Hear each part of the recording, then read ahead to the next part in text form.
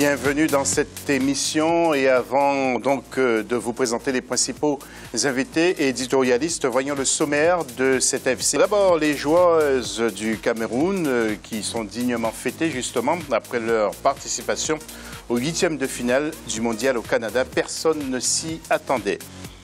Le football Maracana, c'est une affaire ivoirienne, une exclusivité, mais pourquoi ce sont les Ivoiriens justement qui ont créé cette discipline? L'histoire n'est pas banale, les explications dans ce magazine. Et puis la reprise des entraînements pour les clubs français, le fair play financier allégé et la Copa América. Nous allons en parler dans cette émission. Et puis notre invité, c'est M. Bleu Charlemagne, qui est président de la FIMADA. M. Bleu, c'est quoi exactement la FIMADA? Merci Douglas. Je voudrais d'entrée, tout en vous remerciant, dire que la Fédération ivoirienne de Maracana et disciplines associées s'abrège FIMADA. Donc la FIMADA, c'est la Fédération ivoirienne de Maracana et de disciplines associées. D'accord, je voudrais avoir cette explication. Et puis nos éditorialistes, Roger Itoto, avec ses fidèles tresses, et puis Noureddine Sali qui est avec nous. Alors la question de l'FC, chez les joueurs africains qui ont évolué dans le championnat français, quels sont ceux qui vous ont marqué pendant la saison 2014-2015? Vous n'hésitez pas à nos réseaux sociaux, mais aussi à fc@africa24tv.com. Le point sur le championnat du Gabon, c'est à la une de ce magazine.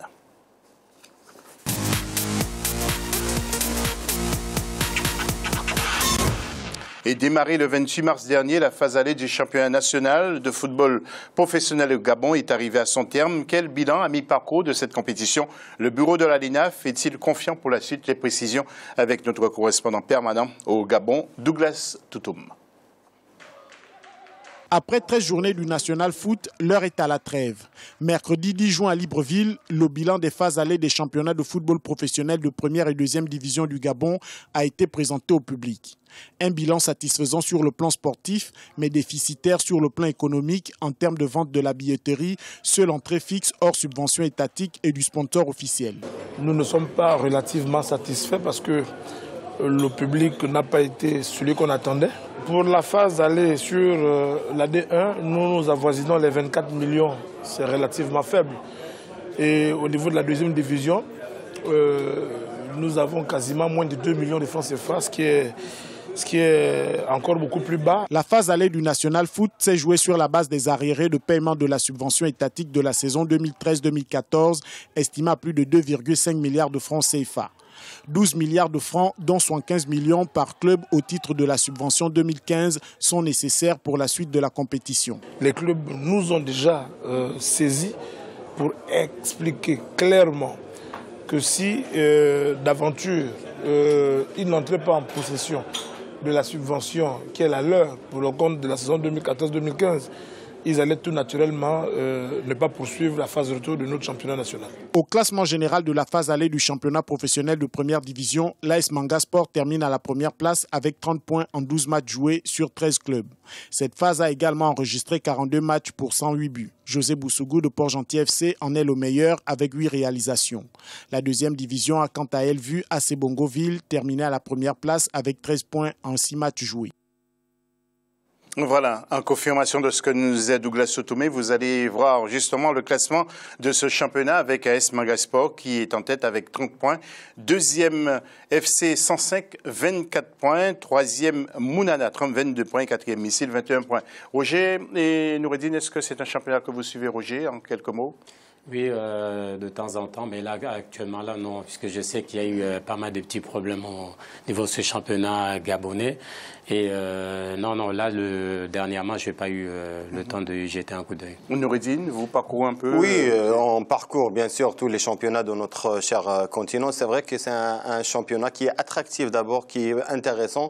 Je pense que la première phase de l'allée plutôt de ce championnat était vraiment intéressante. C'est vrai que beaucoup de clubs essayent d'avancer, essayent de se restructurer par rapport à ces primes qu'ils attendent, même avec des aérés que la fédération doit aux clubs pour se mettre en place. place. Il ne faut pas oublier que ce pays sera le hôte africain dans peu de temps pour l'organisation de la Coupe d'Afrique. Donc, je pense que les instances doivent se pencher sur ce problème-là, au moins pour donner une base et une infrastructure vraiment digne pour l'organisation de cette CAN. Voilà, j'espère que les problèmes auront le temps de s'aplanir. 2 victoires, 2 défaites et une qualification historique pour les 8e de finale. Tel est le bilan de la première participation des Lions indomptables du Cameroun à une Coupe du monde de football. Au sein du comité provisoire de gestion de la FECAFOOT, l'instance dirigeante du football camerounais, on s'emploie désormais à développer cette discipline sportive qui vient de faire honneur à l'Afrique tout entière. Narcisse Doumbé.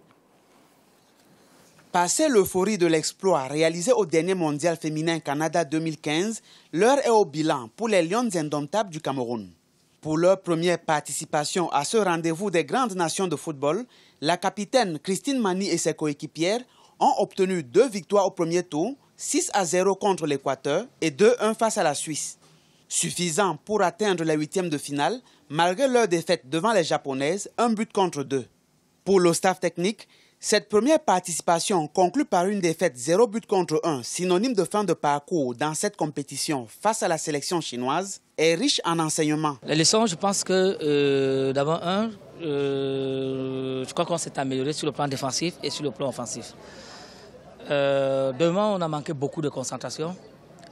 Et pour dire vrai, avant le match contre la Chine, c'est-à-dire après la qualif au niveau des réseaux sociaux, on a envahi ses enfants, avec des messages, tout genre de messages.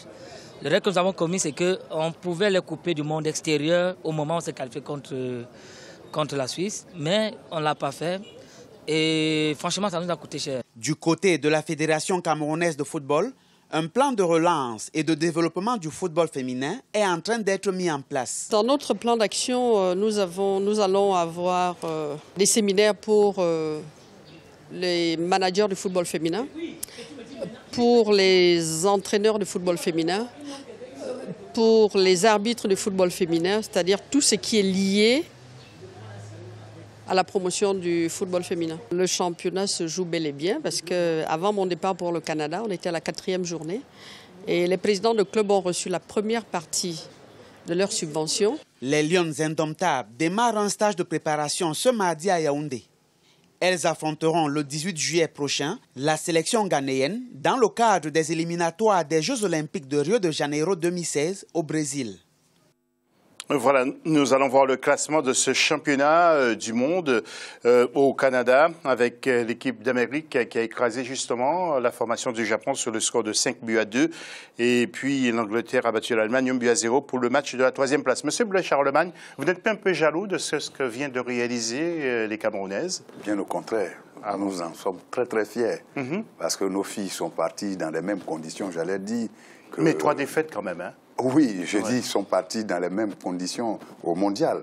Elles sont parties au mondial dans les mêmes conditions d'impréparation que les Camerounaises. Mais vous savez que notre seul match international de préparation s'est passé contre ces filles-là. Qui nous ont battus à Yamoussoukro. Je m'en souviens, 3-2. Donc c'est une discipline que nous suivons. Vous savez que le foot, nous en sommes une variante et donc ça nous intéresse, que ce soit au niveau féminin comme au niveau masculin. Tout à fait. On n'est vraiment pas jaloux. Bien au contraire, le Cameroun en cela a toujours montré l'exemple au niveau de la performance. C'est pour ça que quand les garçons camerounais piétinent, on est gêné. On est gêné. Vous vous souvenez des Roger Mila? Ils ont été fêtés avant même leur chef d'État par feu Félix Houphouët-Boigny.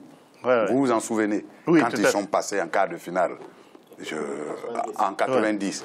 D'accord. C'est Oufoué qui les a fêtés d'abord. Oui, on n'aura pas le temps malheureusement d'en débattre. Oui, d'accord. À noter dans les infos la disparition d'une ancienne vedette du football congolais. Il s'agit de Pierre Kalala Mokandi, âgé de 76 ans. Il est mort en Afrique du Sud. Roger Toto Noureddine Sali, est-ce que vous voulez dire un petit mot? Roger, vous n'étiez pas encore né lorsqu'il jouait au football. Non, on a suivi. Non, mais quand on rentre en sélection, le nom de Kalala, dans tous les pays d'Afrique, bien sûr, ça sonne. Il a amené les léopards à l'époque tellement extrêmement loin. Et donc, un grand monsieur qui quitte le football congolais, qui reste dans nos mémoires. Et nos condoléances à toute sa famille. Oui, et nous redit un petit mot rapide avant de marquer la pause. Oui, toutes nos condoléances à la famille d'abord de football en général, africaine et surtout celle du côté de la République démocratique du Congo. Je pense que c'est un nom qui a une connotation, qui a un vécu, qui est très connu, même dans le fond de l'Afrique. Le mot, le nom de ce joueur-là résonne toujours et résonnera toujours, en tout cas, toutes nos condoléances à sa famille propre et à sa famille de football. Juste après la pause, nous allons danser la samba ivoirienne. Vous allez voir ce que c'est.